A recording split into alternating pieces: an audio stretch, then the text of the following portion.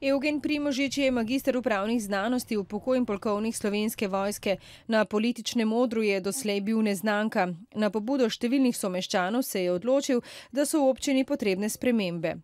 Star politični sistem, ki nam vlada že 20 let, ne rešuje in ne razrešuje družbenih, ekonomskih in političnih kriz. Ne razrešuje in ni zmožen razreševati le teh. Treba je uporabiti nove prijeme in nove vrednote, poleg tega pa upoštevati ljudi, ki so potisnjeni na rob družbe. Robert Smrdelj je na županskem stolu v Pivki že 4 mandate. Letos se za prvega moža občine potekuje že 5.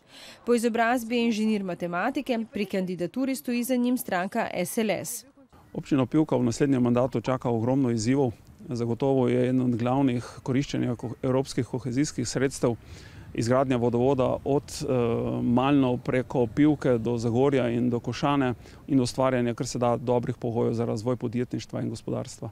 V novem mandatu bo, kot kaže, kar nekaj izzivov. Tudi zaključek gradnje čistilne naprave, pa izgradnja doma za upokojence, dnevnega centra, ki ga v Pivki trenutno nimajo.